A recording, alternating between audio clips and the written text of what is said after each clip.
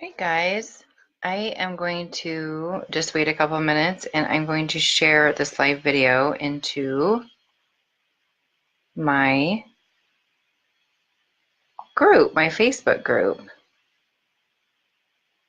Oh, share to a group.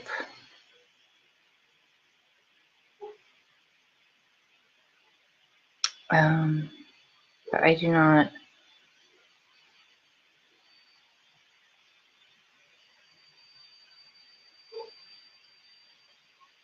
I did this last time and I do not know how I did it. So tonight I'm going to talk about stress, and I'm getting a little stressed right now, but I will figure it out.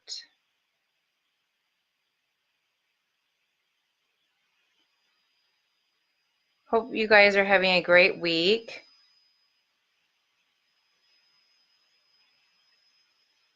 I don't know why this is not working.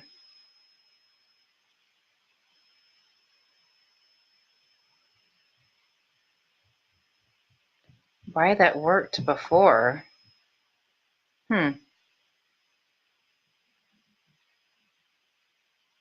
I'll get started in just a second, guys. I'm just trying to figure out how to share to my group, and I don't know why I can't share it. I'm going to just wait a couple of minutes, and I'm going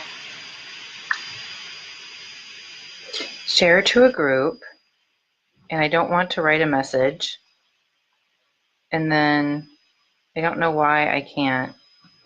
I'm sorry, I might not be able to do it tonight. I'll try to figure it out tomorrow. But I wanted to talk tonight about stress and my experiences with stress and how I used to completely blow it off. And it took some big, hard lessons and some education for me to realize how serious stress was and that I needed to stop it as well as I could. So before I get started, I want to let you know, if whenever you're ready, there are two ways which I can help you. And one is to schedule a free Get Unstuck strategy session with me. And I'm going to put a link in the notes for this video. And if you're an overworked and exhausted type A woman over 40 who wants to love how she looks in the mirror without time-consuming workouts and deprivation diets, I will go over a strategy for you or figure out what's sabotaging you from getting to where you want to be in the call. And then you can also join my Facebook group if you're not part of my Facebook group. And I will put also a link to that in my notes. I wish I could figure out, I am just like so befuddled why I can't share this to my group. I don't understand why I can't find it. Okay, so I used to blow off stress. I used to blow off the effects of stress. And frankly, I will be very frank that I had very poor coping skills. I have always suffered from anxiety since I was young. The earliest I have remember having a panic attack or anxiety attack was in fourth grade and getting sick before going to school because I used to get teased so bad. So, poor coping skills, and stress was just something you just kind of blew off, and it was just like part of life and part of hard work. So when I went to college, I remember being very stressed. I just had such a full plate. I was on the University of Nebraska dance team.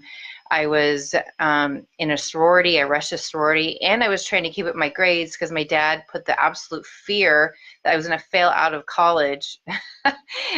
He said that he would tell me three out of four people fail out of college. So I did not want that to be me. So I remember I just broke out in acne. That was when I started having that was the next time when I started having full blown anxiety attacks. And, going on in life, I, became graduated, started working, got more and more responsibility at work, had 2 kids, trying to balance it all, being a great mom, social schedules, responsibilities at work, trying to keep the house clean, try to eat healthy, try to work out. It was just a lot. And if this sounds familiar, please let me know. And I really didn't have any coping skills. I just would basically like lose my shit a lot. I really felt like I was a miserable person to be around a lot of times, very snappy at my husband and the kids. I would self-medicate. Exercise was a huge outlet for me, but it actually led to over-exercise, which is not good for you either. And or else I would self-medicate by having a couple glasses of wine or a couple drinks in the evening just to unwind because I needed that release. I was so wound tight, like a coil ready to explode. That's how I felt all the time. So anyway, I know stress, but so some of the ways, and it was a huge, so I did know that stress was impacting me because whenever I would get super stressed over something, I would always be susceptible to getting sick. Like I would always get a cold, like, or a sinus. And when I had a cold, it would go to a sinus infection. I could never get over illnesses like well, and I would catch them really easily. And you know, when you have kids, it's much, much easier. They're bringing home a lot of germs, so you catch a lot more. And then I have an autoimmune condition called interstitial cystitis, and it's inflammation of the bladder. And now I understand that I do believe that my inability to handle my stress caused my condition. Some people might challenge me on that, but it's just how I feel, that I feel like I had such a poor reaction to stress and I allowed that cortisol, which I'm going to talk about in a few minutes, to flood my body so frequently. Like it just like for some people it affects different places, but for me it affected my bladder because I would always like be in my stomach area where I was stressed. And interstitial cystitis is inflammation of the bladder. Like it just started eroding that area away. And so I knew when I got under a lot of stress, I would have an attack. I would have a flare up of my condition. So I kind of had an inkling about stress, but I still really didn't control it. So, and now that I have a certification in health coaching, I want to share with you, and also personal training, I want to share with you some cold hard facts about stress and the top 5 ways it is ruining your life if you have stress like that runs rampant and you're not doing anything to manage it. So I am going to be referring to my notes. So number 1, it depletes your feel-good neurotransmitters. So that is serotonin. No, you know what? I want to back up. Okay, so stress is bad, and the main reason that stress is so bad is because it causes high cortisol. Cortisol is our stress hormone. And cortisol is really good for us in small amounts because it's our fight or flight response. So obviously when you're a caveman and you're being chased by a wild animal, you need that cortisol and that boost that it's going to give you to run for your freaking life. But the problem is these days we don't have those life or death situations. But our body reacts to them, to like just normal everyday situations, the same way it would by being attacked by a bear. So that constant elevation of cortisol absolutely breaks down your body. And then I'm going to explain why. So cortisol depletes your feel-good transmitters in the brain. So that's serotonin, norepinephrine, and dopamine. So basically that means you lose all sense of joy. So if you feel like you just are apathetic about life, that the things that used to bring you joy don't bring you joy, or actually nothing brings you joy, well, this is the definition of depression. And quite frankly, high stress can cause depression because it's just really dulling you. It doesn't allow you to feel emotions of joy and happiness because you're always stressed. So no good with that. So number 2, decrease sex drive.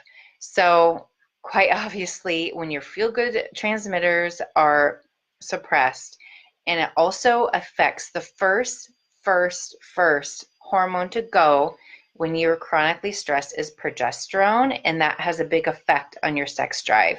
So that's not really good for your overall body, but also not good for your sex drive. So your husband won't be very happy. Or if you're a man listening to this, obviously you're not feeling any sex drive. It's not good for your wife either.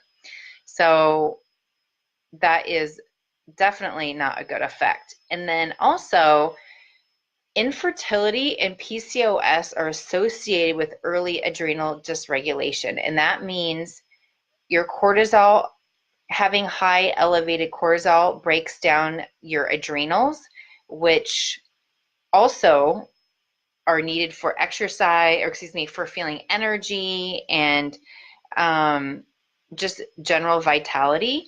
So PCOS, which is very common these days, and that is a hormonal imbalance, is associated with high levels of cortisol. So if you have PCOS, looking at your stress is another thing to consider.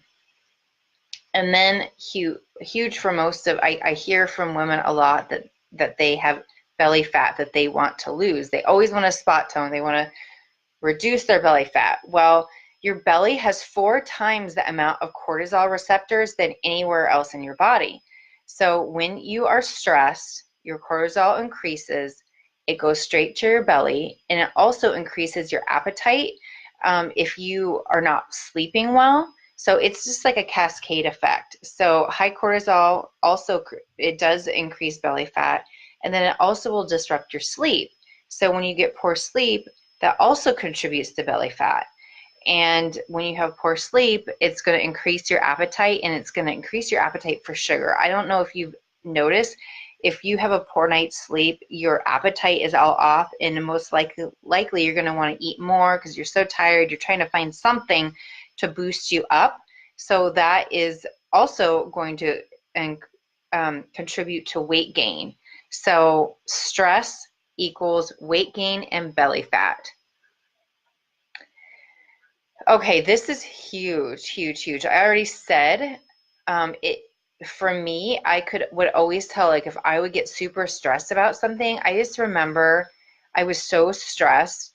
Um, I always get stressed when I travel. I'm not a good traveler, although I do like to go places. Well, maybe that's not true. Sometimes I like to go places, but I was just under chronic stress, and we were going to New York for my brother's wedding with the 2 kids.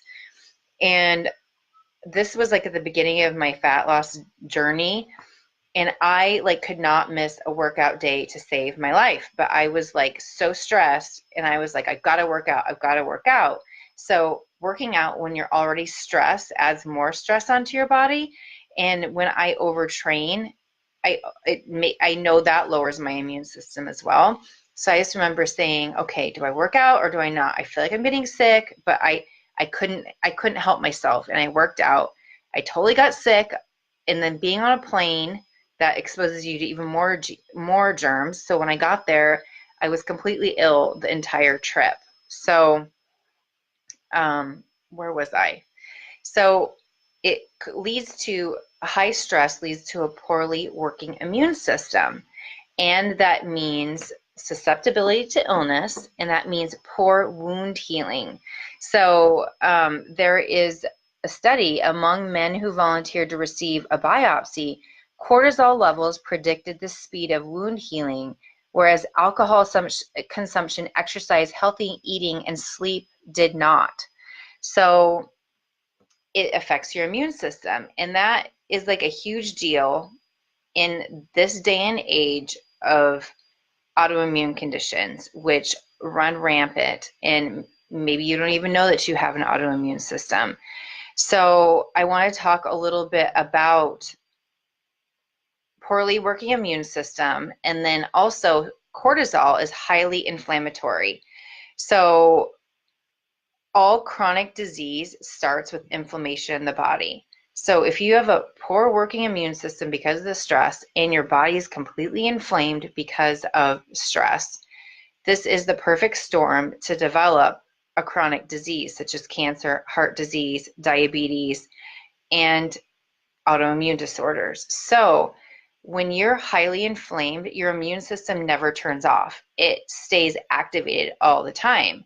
It never returns to baseline and eventually can cause an autoimmune condition. So I fully believe that this is the cause of my autoimmune condition, which is interstitial cystitis. And because I never allowed my body to return to baseline, I was always highly, highly stressed. I was always in that fight or flight reaction. So it just, I think for some people, I think for different people, it can result in Hashimoto's, which is the thyroid, but other people, it can center in different places. And for me, it's centered in my bladder. So it absolutely broke down my body. And then when I got stressed even more, it would flare up the condition. So this is a real thing and something that we need to take seriously. So conventional medical doctors actually treat autoimmune conditions with corticosteroids, which are a form of cortisol, because they know that autoimmune conditions means inflammatory, so they're trying to reduce the inflammation with this form of cortisol. And then a big thing for us women over 40, the fifth biggest reason why stress can be ruining your life, it accelerates aging. So as I said, having increased cortisol means it breaks down your body and it causes sagging skin, it causes muscles to droop, and then in turn causes our confidence to lower and our resilience to erode because our immune system's low. It's just going to affect our resilience and our ability to move, our energy, our zest for life. So it also constricts blood flow to the brain and adversely affects brain function, decreases emotional intelligence, and accelerates age-related cognitive function. So specifically, Alzheimer's disease, and it can contribute to MS. So let me go over the 5 main reasons why high stress is ruining your life. And I hope that you do more research on this, and I'll give you the name of a couple books that have been a reference to me. So number 1, it depletes your feel-good neurotransmitters. So this is serotonin, dopamine, and norepinephrine. So that means you lose your sense of joy, you're apathetic to life, and in short, you're depressed. It decreases our sex drive. It reduces progesterone, and it has been linked to infertility and PCOS, which means excess androgens. That has been associated with early adrenal dysregulation, and that means high stress. It contributes to obesity and increased body fat. Your belly has 4 times the amount of cortisol receptors than anywhere else.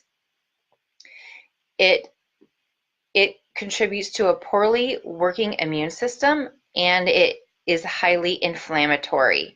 So it makes you susceptible to just any illness that's floating around. It causes poor wound healing, and then that high inflammation all the time contributes to chronic disease. And then it accelerates aging. So not only does it affect our skin and our muscles, it adversely affects brain function. And we all know if you have anyone who has been touched by dementia or Alzheimer's, it's very, very sad and very, very debilitating, and it just declines our quality of life. So I hope that this made you realize the importance of decreasing stress. And a couple of the books that you can read about, one is a book that I absolutely love just about general hormone health, and it's The Hormone Cure by Sara Gottfried. And then also another book about autoimmune disease is The Autoimmune Solution by Dr. Amy Myers. I have found it a really great resource. And then I have another one. Oh, I don't know where it's at right now. It's about autoimmune diseases because when I was diagnosed with autoimmune immunity, I wanted to read the most I possibly could about it. So just as a recap, whenever you're ready, there's 2 ways in which I can help you, and that is one, to schedule a Get Unstuck coaching session. So if you're an overworked and exhausted woman over 40 and you want to love how you look in the mirror without deprivation diets or time-consuming workouts, schedule a call and you will come away with at least, well, with absolutely one thing that you can put into action right now to improve your life. And then also, if you are not part of my Facebook group, I will put a link in the notes. It's the Fit 40 and Fabulous, Fit 40 and Fabulous over 40, or no, Fit 40 and Fabulous Facebook group. That's just too many F's in that. So talk to you guys later and have a great night.